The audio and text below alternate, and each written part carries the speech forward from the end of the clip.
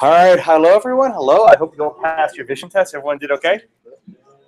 Now, has anyone ever cheated on a vision test? Memorize in advance. Oh, you're not from New York.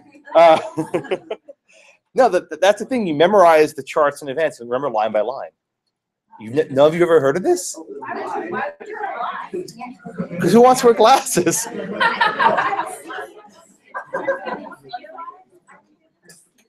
All right. Well, I see all of you Texans are obviously honest, more honest than New Yorkers. Never done that. Anyway, it's done.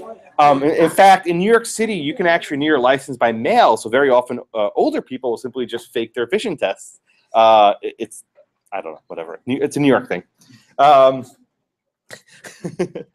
was, oh God. I don't like to make fun of New Jersey, but I will. I was getting on a plane back to Houston, and the people in front of me, these two women, and they were hanging their ticket, and they were scanning it. It wouldn't work. And then they said, "Wait, isn't this the flight to Newark?" And like, "No, it's a Houston." I'm like, "It's a Jersey thing." And they're like, "Yeah, it is a Jersey thing." South Park, none of you get it? No. Get it? No. Okay, I'll let it go. All right. Anything interesting this weekend? Anything? Yeah. No, it's funny. Trust me if you get it. Anything interesting this weekend? Anything fun? Anything of the Texans won, and if I'm right, J.J. Watt has more touchdowns than anyone else on the team. Is that right? That's pretty impressive. You happy? Let's see. The Aggies, but didn't they win in overtime? Does that count? Anyway, all right. Let's see. What else? Anything else fun? Anything on your mind? Shh. Settle down. We have fun stuff today, States. All right. All right. You ready? Let's get started. All right, now that we've got this blurry thing fixed, I apologize for that. That was kind of weird. I was going to actually mess with you, just leave it for a while, but I didn't want to have been too mean. All right, so today we continue our discussion of estates. Okay, I pray to you, if you haven't understood the last two classes, you need to get those down solid because we are moving past that. Right, we are pushing ahead. We are like a train or a boat. If you fall off, I'm not stopping for you. So you need to keep up because this will get much more tedious, and we'll build upon one layer at a time. Okay? So mini review. So the word estates, right, refers to a relationship of a person to a piece of land. And we say that the word estate has two different aspects, right? It answers two questions. So first is, who owns it and when do they own it? Okay? And we introduce these concepts that a given piece of land might have a certain owner at the present time, and then have a different owner in the future. Both of these people have an ownership claim to the land. There's a present interest and a future interest. So whenever we're discussing an estate, you always have to keep in mind who has it now and who will have it in the future. Okay? We also have to keep in mind that there are different people who may have the interest. There's the grantor. The grantor is the person who gives the property. There's the grantee. The grantee is the person who receives the property, and there might be some third party somewhere else that may get the property if something happens. So what makes this topic so confusing is that for a given piece of land, right, Blackacre, there may be the grantor with a present interest. The grantor might have a future interest. The grantee may have a present interest. The grantee may have a future interest. And then some future third party may have some other third interest. Okay? So in a given piece of land, there might be 4 or 5 or 6 different people with interests. Okay?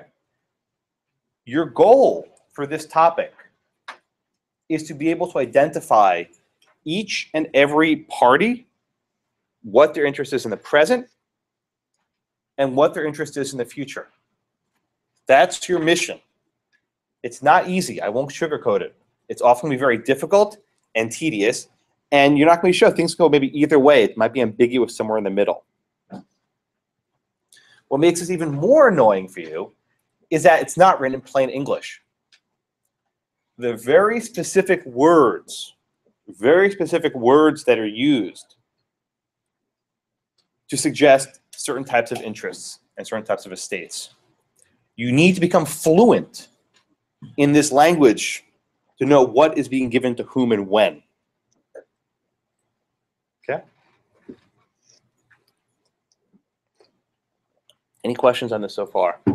So we're going to be working with this chart. I think I mentioned in the last class that you should make some sort of list in your notes. This is probably what it should look like. You can make it however you want. I found this is effective from my perspective. The book has a slightly different chart. You might like that better, but I'm going to use basically this chart over and over again for the next week or two. And we're going to keep adding to it and making it more complicated. So if you want to type it from scratch, or you want to make a new one, I really don't care. But keep something like this in your notes as you will progress through this topic so you don't go crazy and lose yourself. Okay?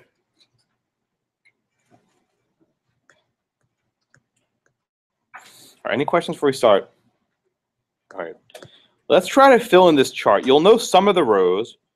You should, at this point, be able to fill in the first two rows, the fee simple row and the life estate row. By the end of the class, you should be able to do these other two, the fee simple determinable and the fee simple subject condition subsequent. By the end of the class, you should do that. So let's just start with the fee simple row. All right, where did I finish last time? Oh, I love honesty. Thank you, Sonia. Okay. No, I appreciate it. You're not. Everyone gets called on. If you've noticed, I can make it roughly around 80% of the class in any given way, so you'll get called on virtually in every class. So if you're not, you'll get the next one. All right, Sonia. So let's start and take a look at this table, right? So in the left column, we have what's called the estate, and I put in parentheses present. That suggests that's the present interest. Okay. We also know that every present interest is matched with a specific future interest, right? They're often done in pairs. So if you know the present interest, you should be able to automatically recall what is the future interest. Okay? The final column is what I call words. There's no good way of saying it, but these are the magic words or the specific phrase you have to use to suggest this type of estate. Okay? You need to know all the columns in this row. All right, so Sonia. So to start, what is fee simple? What does that mean, fee simple? Fee simple is the state of a person who is kind of infinity. Yeah. The state that's left. Exactly right. Fee simple is the most simple state. The duration, how long does it last for, is forever. Right? Fee simple lasts forever and ever and ever and ever. Okay? Sonia, who has the future interest in a fee simple? The person who has the fee simple is the state Heirs, exactly, right? So, and I'll just wrap up, Sonia. What are the words to suggest a fee simple? How do we write that in the magic words? A and Exactly. So it's like this. So A and his heirs. Everyone right? This is last week. This is nothing new. When you see to A and his heirs, that means fee simple. And I'm going to fill in here the future interest is the A's heirs. How do we know this? We get this straight from here, to A and his heirs. A's heirs, whomever he wants, could be his son, could be his daughter, could be his wife, could be his dog, doesn't really matter. He can designate his heirs. You can actually leave money to a dog in a trust. It's actually complicated, but you can do this, right? But you can designate whomever you want to be your heirs. Okay? This is the simplest estate. The fee simple, lasts forever. Who has a future interest? The heirs, right? Now let's be a little bit more precise. So I'm going to say from O to A and its heirs, meaning O gave it. So Elizabeth, does O in this case have any interest? That's correct. O has no interest. Why does O have no interest? He gave what to A? The whole thing, right? The key thing about the fee simple, think in terms of like the pie. He got the entire pie. O gave the entire land, every bundle, every stick in the bundle to A. O retains nothing. So here, O has no future interest. And I'll write this. O has no interest. You guys, your hand up? Oh, no.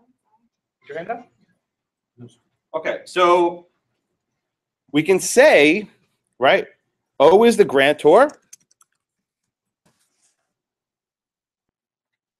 No interest, right? The grantor has no interest. Everyone see that? Yeah, I actually messed up. I accidentally reused a chat from last year. So that's why this poster is 7 months old. But very astute, hullabaloo. Okay. I do that occasionally. I sometimes reuse chats by accident. Okay, everyone see that so far? All right, Ava. Let's talk about the life estate, okay? What's the duration of a life estate? Whose life?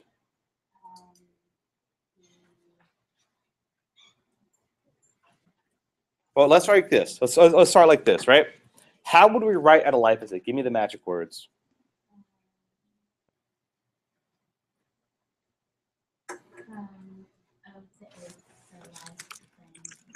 Let's just stop right there. Okay. Let's just stop right there. Okay. From O to A for life. That's correct. Everyone see this. This is a life estate. From O, the grantor, to A, the grantee. Now I'll put this in parentheses to make it easier for you. From O is a grantor to A is a grantee. Okay. So Ava, let me ask you again.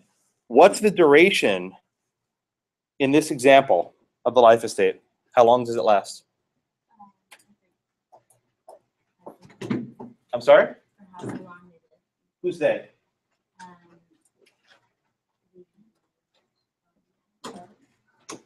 No. Louder? The years? No. Oh, no, I'm sorry, no. The person that. Give me a name. The There's- grantee. Yeah, whose name? A. A, exactly, right? The duration is for A's life. Right? A is the grantee. With a life estate, it's measured by the life of the grantee. You see that? Yeah. Everyone see that? The life estate is measured by however long A lives.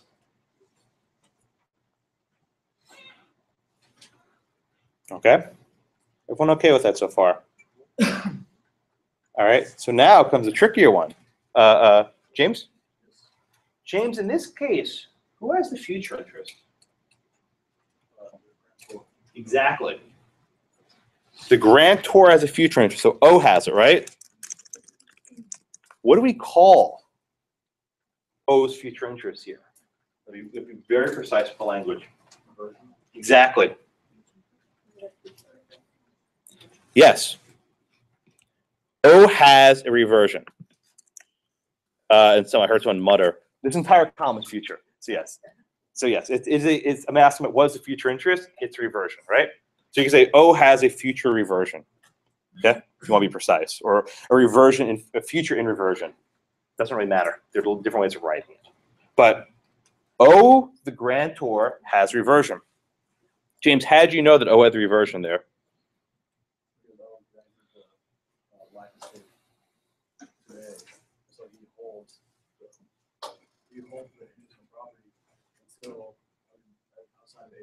Exactly. Exactly. So here's what we think about it. Again, O started off with fee simple, right? He had the entire pie. He cut a slice out for A for the duration of A's life. Who has the rest of the pie during that time? Oh, O keeps his own pie. And then, here are my markers, right? Once A dies, the entire bundle comes back together again. And then O is fee simple again. So once A dies, O regains his fee simple. Or O's heirs, whoever it happens to be. O is dead.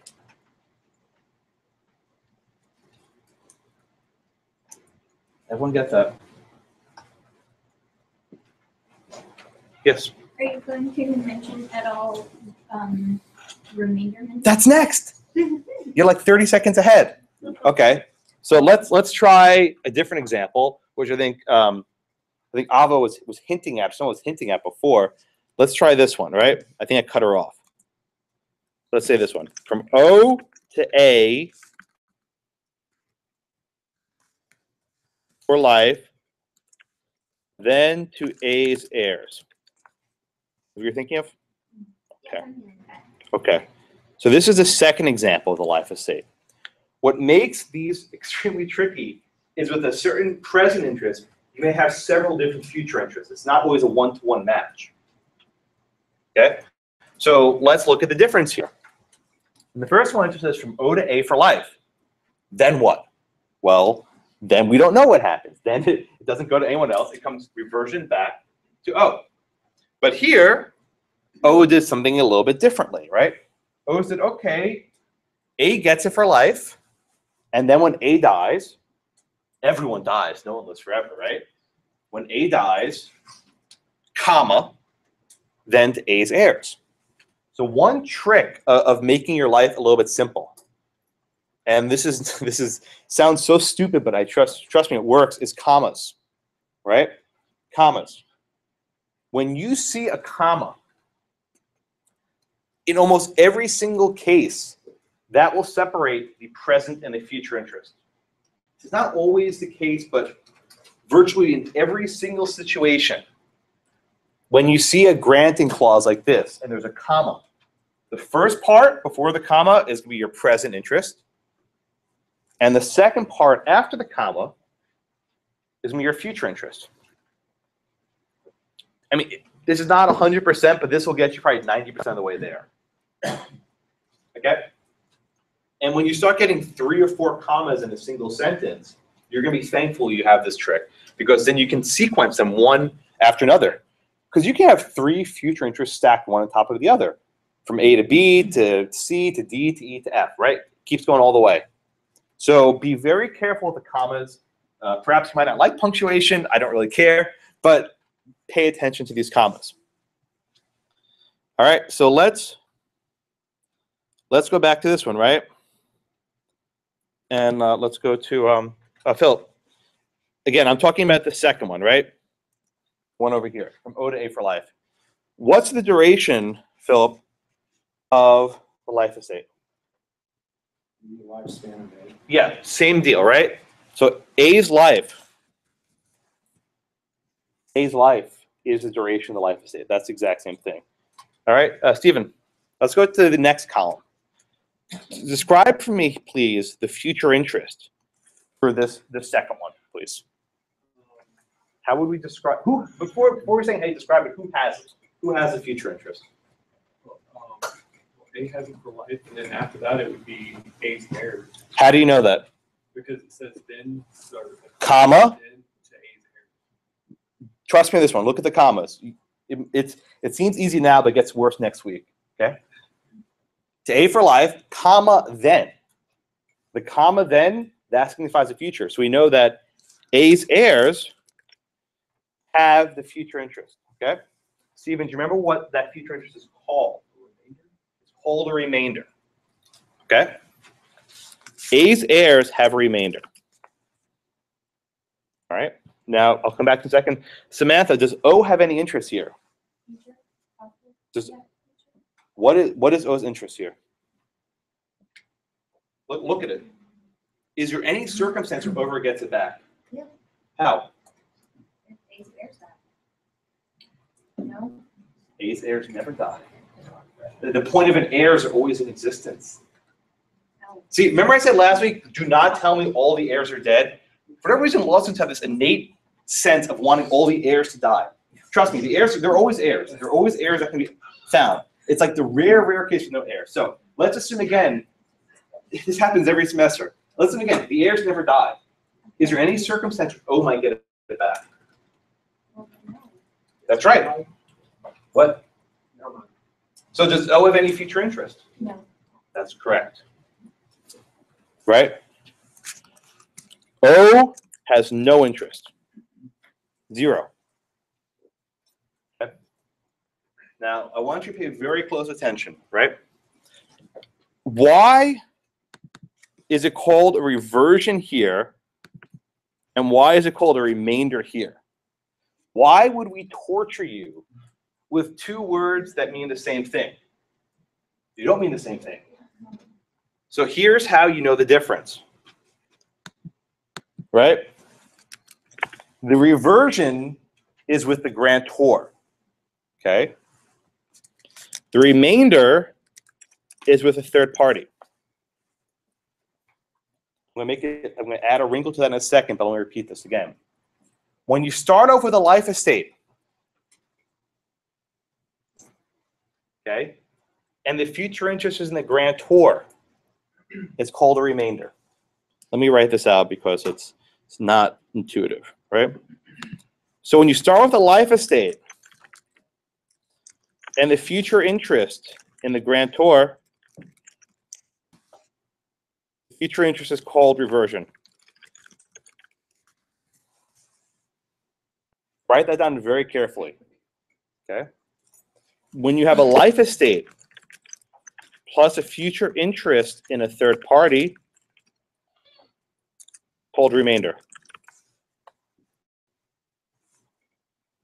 Okay? It's very important, though, that you pay attention to the first two words here. These are only the future interests associated with a life estate. With other present interests, they're called other things.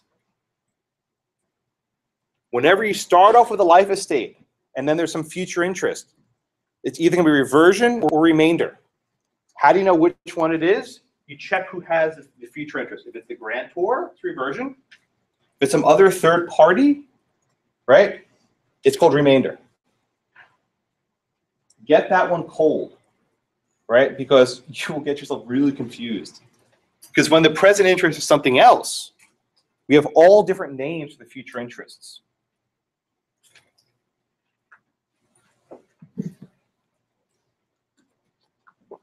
Everyone see that? Questions on this? Stop me if you don't get this. This is quasi-review, but not a little bit new.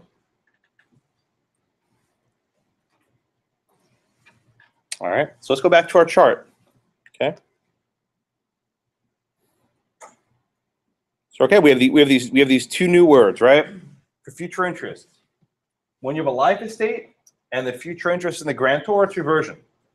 When you have a life estate and the future interest in the third party, it's called remainder. Or if you want to be cool, a remainder man.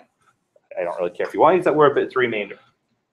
A's here is we call remainder men if you want to be cool. Okay? Everyone gets that? Any questions? Everyone see that? If you don't, stop me now, because I'm moving on. Okay. All right. All right, so this chart, it's going to be very important for you to internalize and keep in your head because we're about to introduce a couple new estates. Now, in the readings for today, discusses 3 other types of present estates. Today, we're not going to do the last one, okay? The reason why is because it requires a lot more knowledge which you haven't done yet. So you'll be familiar with the fee simple subject and executory limitation. So you read about it, but I'm not going to mention it.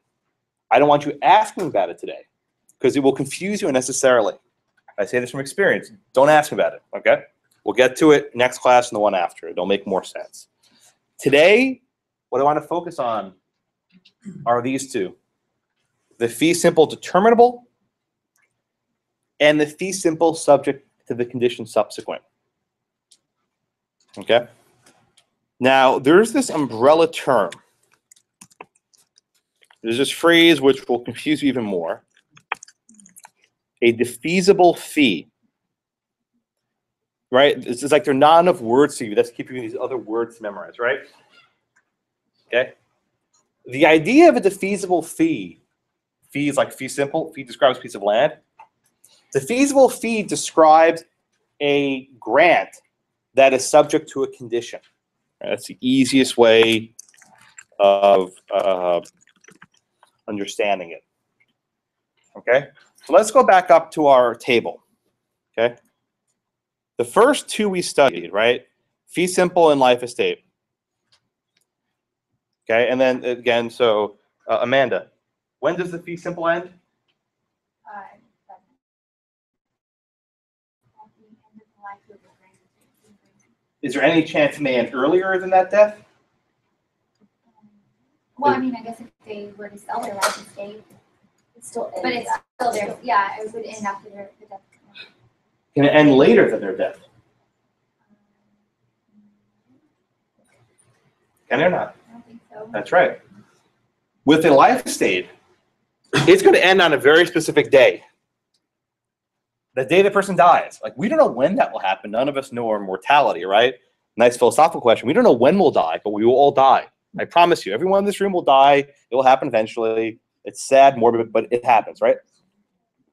Property is a very morbid class because, generally speaking, property transfers when someone dies. So again, I think I said this before. On the exam, I promise you there'll be a lot of violent deaths, very quick, in rapid succession, where people don't draft wills. I promise you it will happen. Okay, there will no surprises, okay? If you're squeamish, just too bad. With both the fee simple and the life estate, they will be in existence for a set period of time, either infinity or close to it, or the life of A. Right? There's no surprises. There's no variables. There's no conditions. We know what's going to happen. The defeasible fee is different. With a defeasible fee, it may transfer out before the death of a person. With a defeasible fee, there's usually a condition attached to it. What do I mean by condition? You can keep this land so long as you do something on it. Or you can keep this land as long as you don't do something. Right? Or you can keep this land, but if you do something else to it, you lose it. The defeasible fees are very violent. What do we mean by violent? In the middle of ownership, if some condition happens, it can be yanked out from underneath your feet. Right? You could be on a piece of land, and all of a sudden, after 100 years, you do something that the original grantor didn't want, and poof, it's gone. Not yours anymore. Right? That's not a desirable state. But we have these in property law as a means for grantors to control things after they die. Because once you give someone a fee simple, it's theirs. They can sell it, they can live on it, they can build a factory, do whatever they want to it. You can't control it anymore. When you have a life estate, while that person's alive, they can do whatever the hell they want. But with these defeasible fees, right? With these defeasible fees, you can actually have a certain say in what happens after the person dies. And these conditions basically stay on forever. If I give someone a piece of land with a condition, their heirs take it with that condition. And their heirs take it with that condition. So you can actually burden a piece of land almost indefinitely. Okay? Questions on this so far? Yes? How you said defeasible fee, you said land may transfer, and you phrased it really well, and I can't. Oh, what did I say? I don't know. Just a second ago? Yeah. Well, when you have a defeasible fee, the heirs take it subject to condition, and their heirs take it subject to a condition. So you're binding the land forever with these conditions. Can you give an example I would love to give an example. I'm about to. I'm going to give you a lot of examples, in fact. Okay. Okay. Any questions before I guess? I promise I'll give lots of examples today. Questions in this way? Yeah. So, if either the grantor or the grantor's heirs and the person who got the estate and or their heirs, if everyone wants to change it to remove a condition, can they do that? Yes, that's the only way. Okay, if everyone is on board. If everyone agrees. So let me repeat what Lou just said. So I'll give you an easier example before we get too far, right? So from O to A for life, right? We know again here that A has a life estate and O has reversion, right? What if O and A shake hands, right? And they say, you know what? Give me money and I'll give you fee simple, right? So let's say that A pays O some, money, right? If they unite their interests, A then has fee simple. The only way to eliminate this life estate is if the grantor and the grantee unite their interests, and then O is a fee simple. Everyone see that? Not where I was going with it, but that's a fair point. And that's the same for All. feasible. Whenever the grantor and the grantee merge their present and future interests, Captain Planet, know, the powers combined, and now fee simple. Yeah. Not enough people laughed at that one. That's not good. Good. Yeah, I tried. That cartoon was such propaganda too in hindsight, but no, let that one slide. Ted Turner and Jane Fonda on Turner Broadcasting Network making these little propaganda cartoons. It's true. Look it up. Okay, so defeasible estates. Okay, let's do the first one. Okay, the first one, as if you have enough words to memorize. Add this one to your list, and I'll fill in the chart in a few minutes. The first one I want to talk about is something called the fee simple determinable. The words, unfortunately, confuse you a lot because you see fee simple, right? And you think, oh, yay, fee simple. That means they own it absolute, right? But what comes after it is significant. Determinable, right? What does that word mean? Well, it doesn't really mean what you think it means. But to determine something means to kind of figure out whether something is one way or the other, right? What the fee simple determinable means is you have it so long as some sort of condition has or has not been met. Okay? And I'll give you an example that will help you more than words. So, so say owe to the school board so long as Blackacre used for school purposes. This example will be on for a while. Okay? Okay. First of all, let's see what this is not doing. Okay? O is not giving the school board a fee simple, right? He didn't say owe to school board and its heirs. That's not what it said. Okay? Also know there's no life estate here. This doesn't say owe to school board for, I mean, it's a corporation, but you know, for the corporation's lifespan. Interesting issues there. Instead, we have something else. Let's follow our comments, friends, okay? Owe to school board, right? Well, for how long? This isn't similar to something we've done before, right? It's not school board for life or school board and its heirs. So we get to the comma, and we have to keep reading. This is why the commas are so important. Sometimes you won't know what the present interest is until you figure out the future interest. I said it again. Very often, you won't know what the present interest is, the first column in my chart, until you go past the comma and figure out the future interest. This is why you have to memorize these pairs, right? You know that this type of life estate is paired with this type of remainder. Or this type of life estate is paired with this reversion. You need to go back and forth. Okay? So we start again.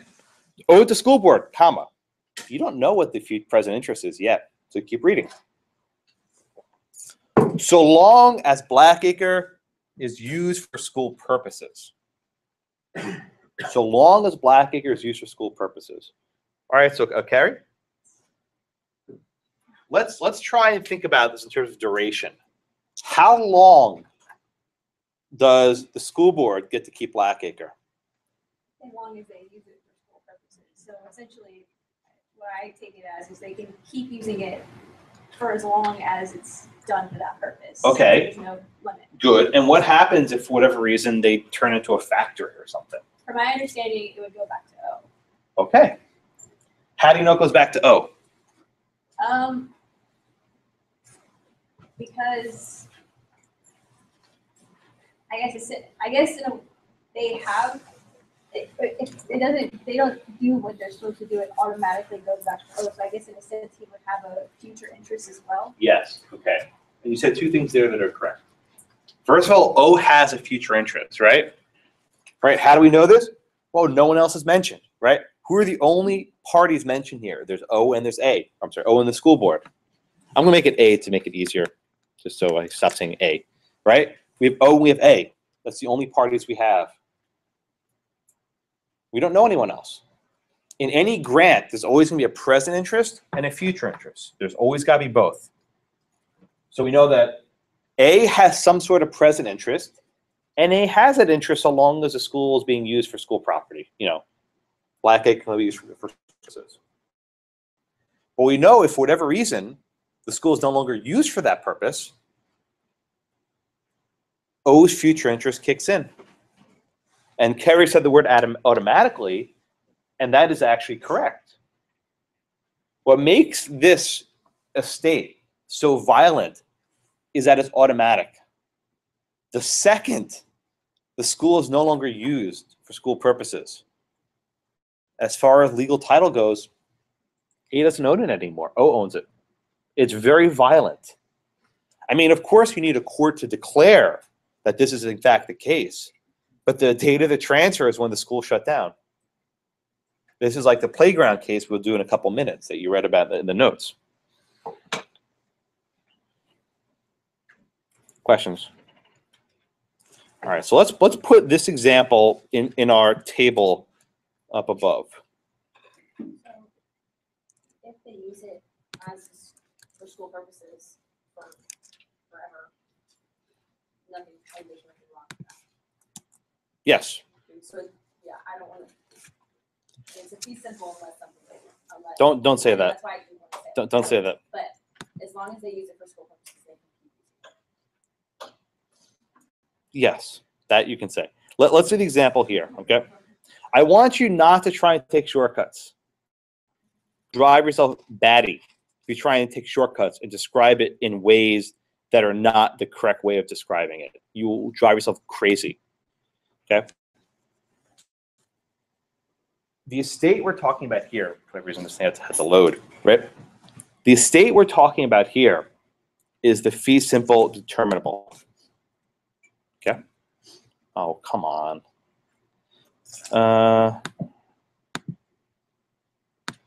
Okay. Today we're talking about here is a fee simple determinable. Okay. So, is what is the present interest and what is the future interest? Okay. You need to know what both of those are. It's not cooperating. There we go. We're back in business. Okay. So, come on.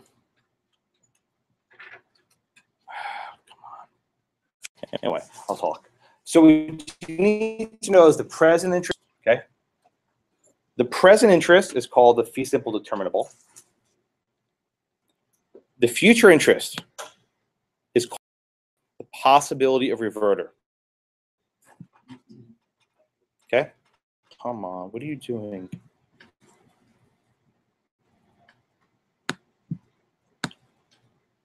Okay, I think we're good now.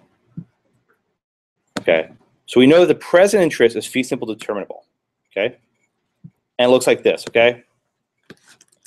From O to A, so long as used as school purposes. Okay? And again, we said this before. A will keep it effectively indefinitely until the land is no longer used for school purposes. Once it's not used, the land goes back to O. Okay? So just describe this. What's the duration, right? A has it so long as it's used for school purposes. Okay? What's actually slightly easy is the duration is built right in to the granting language. It does it right there, right? So long as. So long as, right? So long as. That's our key language. When you see so long as, right, you know the duration of how long it lasts.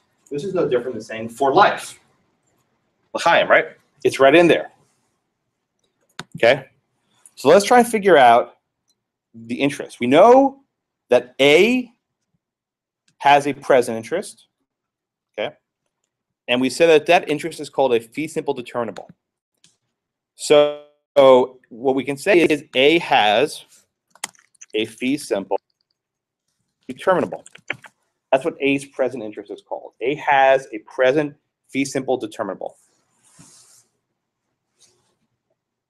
And it lasts so long as it's used for school purposes. Everyone see that? Any questions? All right, so Emily, how would we describe the future interest in this case?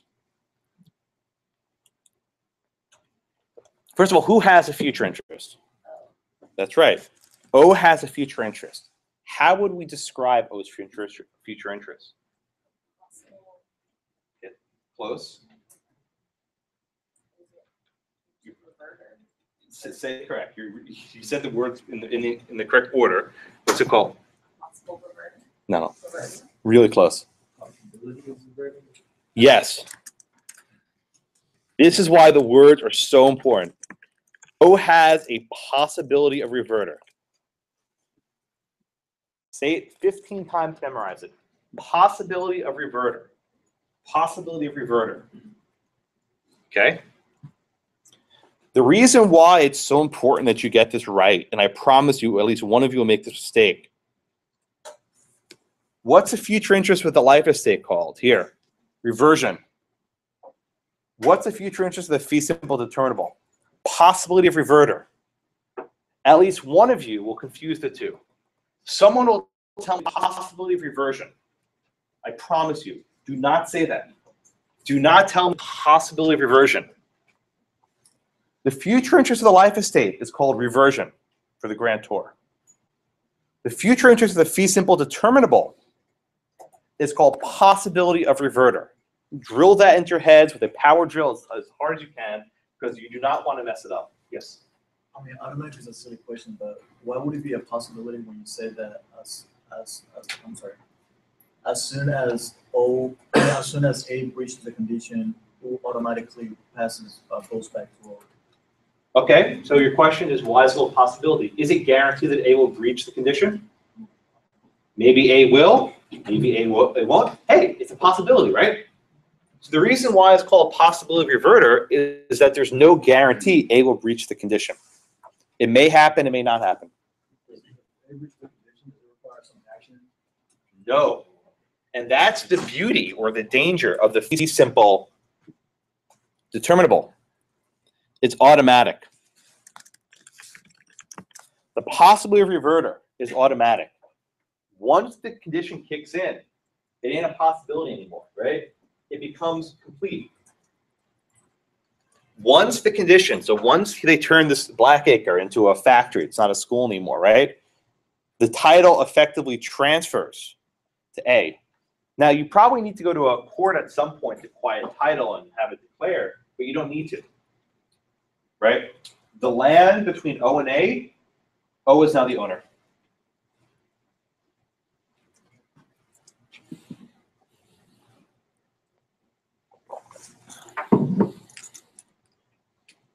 Everyone see that? All right, everyone see that? So the fee simple determinable is this violent transfer that A gets it so long as he satisfies this condition, and while it's being used as a school, he's fine. But when it's not being used for a school anymore, the title transfers back. There's a possibility of reverter, is what the future interest is called. And once the condition is breached, it's automatic. So we would say that the present interest, A has a fee simple determinable, and O has a possibility of reversion in the future. Right? And then once the condition is breached, A loses his fee simple determinable, and then O gets it back in fee simple. What if there's a mixture between, let's say that it's being used for school purposes, but throughout the years, they try to, they try to bring this other company to do some other work. Well, isn't that the issue in the Mahrenholz case, right? They use for storage of school supplies. So that's a separate question, right? Is there actually a breach of the condition? We'll get to that later, right? And generally, courts are not very strict about that, if you know what I mean. But if it's a clear case, right, it says school purposes, and you put a factory out there. That's not school purposes. At that point, you lose the land. Is so long as good indication that it is a fee simple? You anticipate my next question. Okay. So how do you know, right? How do you know if something is a fee simple determinable? Okay. You have to look for very specific granting language, right? The key for the fee simple determinable is it uses words of duration, right? What does duration mean? Duration means a period of time elapsing. So you want me on the lookout for very specific words. I'll write them here. So long as, while, during, until, right? Just write those down. So long as, while, during, until. These are words that suggest duration. You keep the property so long as it's being used as a school. You keep the property so long or while it's being used as a school. You keep the property during school being in session, right? You keep the property until the school is no longer used as a school. These are all words that suggest duration, okay? If you see one of these 4 or 5 phrases, that should set off your spider sense and say, okay, wait a minute, this is a fee simple determinable.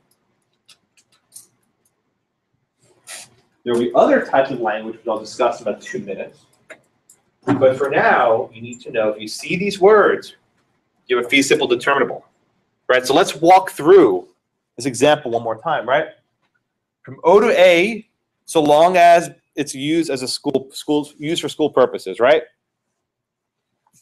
So we have from O to A, I forgot my comma there. So let's read it clause by clause. So from O to A, comma. Well, if we just say from O to A, we don't really know what that is. It could be maybe fee simple, maybe not. We know what the present interest is. We go to the comma. So long as, so once you see that so long as is there, you say that the present interest is a fee simple determinable. And this part you have to memorize. If you know the present interest is a fee simple determinable, you need to know that the future interest is called possibility reverter.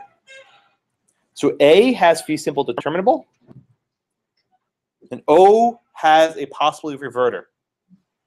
And that kicks in if the land's not being used as a school anymore. We'll do a lot of examples like this, I promise. But that's your workflow, right? You have to go clause by clause. Read the first clause, stop at the comma. See what the durational words are. Figure out what your present estate is. After you figure out what your present estate is, you know what the future is that matches up with it. And then you figure out when that condition kicks in. All right, that's your workflow, that's your process. In this example, A would have a present interest, right? A would have a present interest, the fee simple determinable. That's right.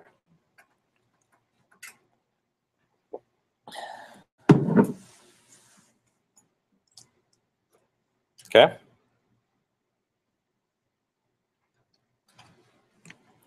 So you have to put together these two pairs. Fee simple determinable with possibility reverter.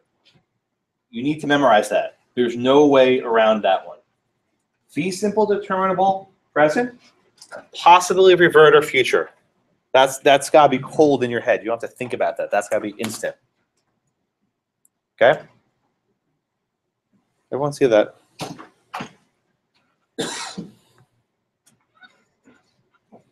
All right, any questions before we move on? I'd recommend you go back in your notes. There's some questions in the chapter. We'll do those in a few minutes. But get those cold. All right. So let's do at the end of the chapter.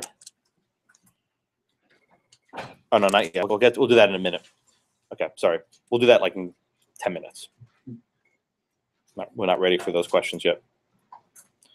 I don't think you're ready for this jelly. Okay. So that's not the only type of defeasible fee which we're covering today. There actually are 3 in total. We're doing 2 today. So we did the fee simple determinable. The next one we're going to do is the fee simple, right, subject to a condition subsequent. Okay? The fee simple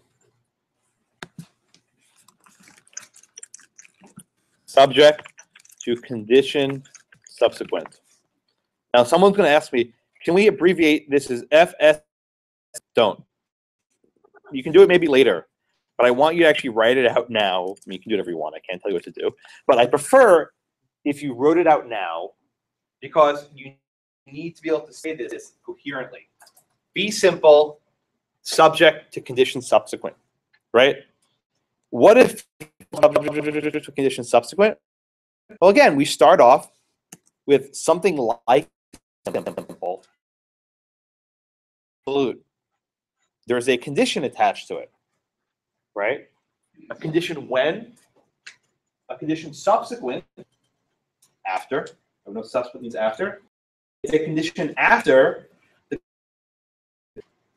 So after the fee simple is granted, there's some sort of condition hovering around, waiting to strike as a person who doesn't do what they're supposed to do.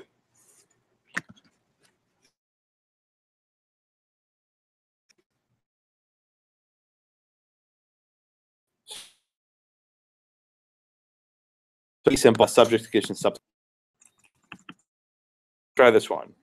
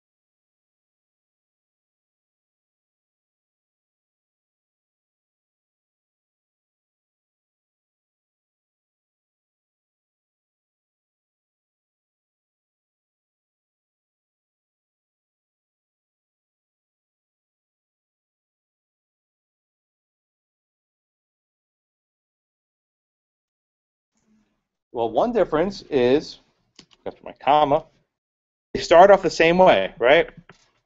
From O to A. From O to A.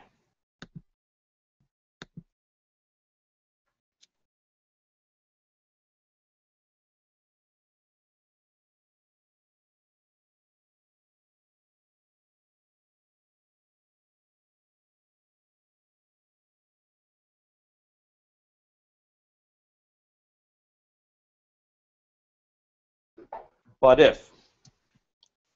These are words of duration, right? These are the words that measure how long A is for. Okay? You're going to need to actually memorize these words. So the first sets of words, right? I told you, so long as, while, during, until. These are what are called words of duration. Words of duration. They measure how long something happens. Whenever you see a word like this, you know it's going to be a fee simple determinable. And there's no shortcut. You just need to memorize those types of words.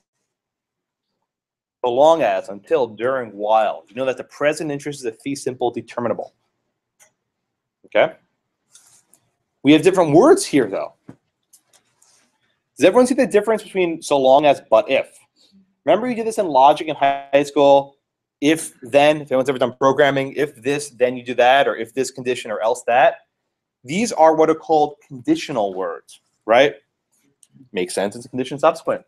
When you have conditional words, which can be something like but if, provided, however, on the condition that, These are words that suggest a condition. Okay. When you see one of these conditional words, you know that it's not a fee simple determinable. It's something else. When you see these words with conditions built into them, you know that you're now dealing with right? A fee simple subject to condition subsequent. And this one's a little bit easier to remember because the word condition is in there, right? The word condition's right there. So if you see some language, a conditional language, but if, provided that, however, right? You know that it has to have a fee simple subject to condition subsequent.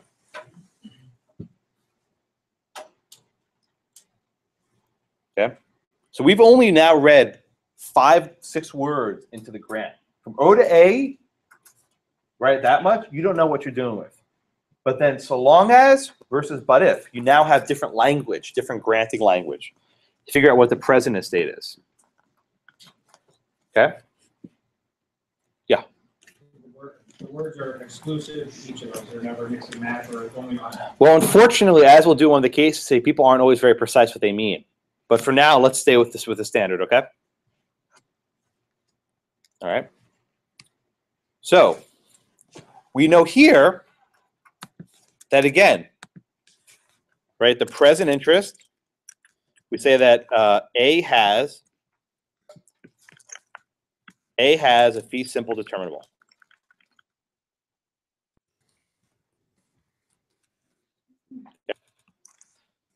And let's see, Dylan, this is a review from about 2 minutes ago.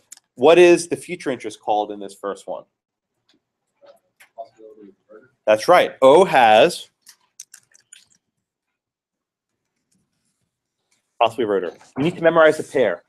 Present, fee simple determinable, future, possibly reverter. Memorize that cold. Okay? But here, we say that A has instead fee simple subject condition subsequent. Okay? We always know there's always a present and future interest. What's the future interest here? Okay. Harib, do you know the future interest? Should it be power of termination? What's the other word for it? Right of entry. Good. Okay. The future interest with a fee simple subject condition subsequent is called a right of entry. You sometimes see it as right of re-entry. You see it both ways, so I'll give you both, but either one is acceptable for me. Okay. When you have a fee simple subject condition subsequent with a pair, right? We always have pairs. The pair that matches up is called a right of entry, a right of re-entry. Okay. This one's also easier to figure out. So Lou, in this grant right here, this language here, what here gives away what the future interest is? It's actually right there. In this grant right here, what gives away the future interest? Oh, has the right to enter. Yes. This phrase right here gives it away. Okay? So let's compare and contrast. In the one we did up here, right? Does it say anything about O? No. You need to memorize that when there begins with a fee simple determinable, that O is a possibility reverter. Okay? But here, it's a little bit easier. You know that you start with the fee simple subject condition subsequent because we have this conditional language. And it even says, comma, O has right to enter. So we have the present interest, comma, and then the future interest. This is why the commas are important.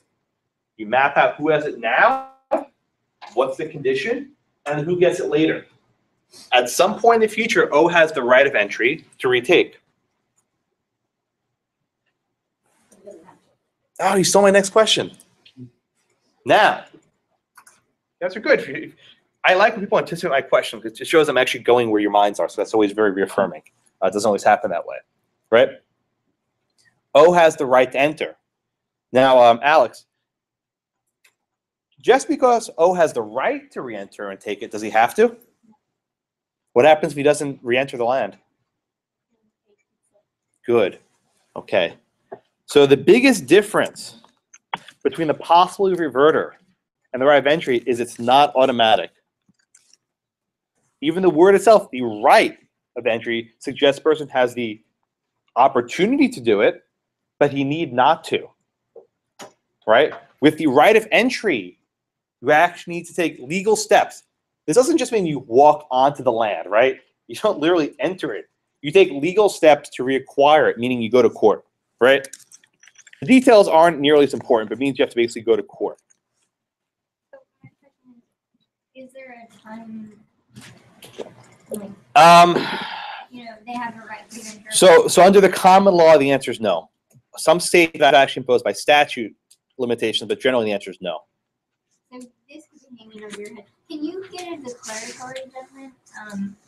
Because otherwise you're Well, this hanging over your head. the word's not declaratory judgment. So say you're in the situation where you're the school, right?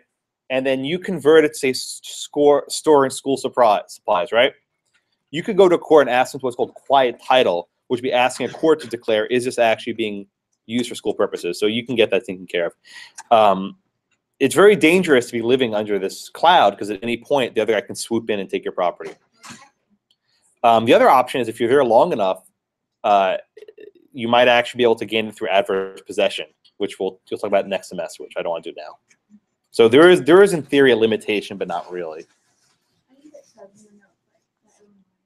30 years. Yeah. So some states have actual limitations on how long these conditions can hang for, but under the common law, the answer is no. Yeah.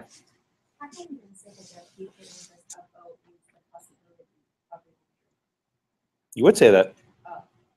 That's okay. So here's the thing: there's a lot of different ways of saying it. So repeat what you just said. I think that was correct. How would you describe O's future interest? It's the possibility of. Oh, you said possibility. Oh no, I'm sorry, I misheard you. No, don't say that.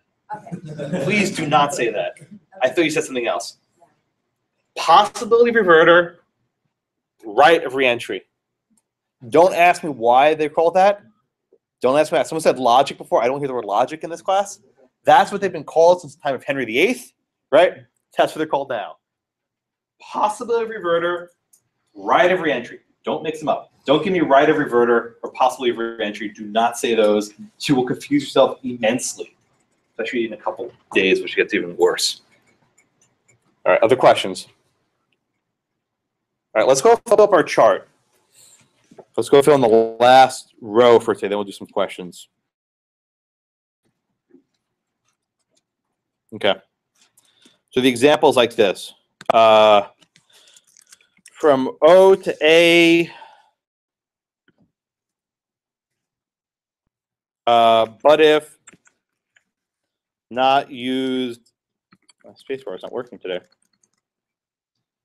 But if not used at school, then O has right to enter and take. Okay, that's the example we just did before. From O to A, but if it's not used at school, then O has the right to enter and take. So again, cheating, we say that A has present interest, fee simple determinable. A has a present interest and fee simple determinable. How do we know this? It says from O to A, comma, but if. Once we see this word but if, we know it's a fee simple determinable. I'm sorry, a fee simple subject condition subsequent. They're easy to mix up. Trust me on this one. Be very careful. It's a fee simple subject condition subsequent. Okay? So what's the duration?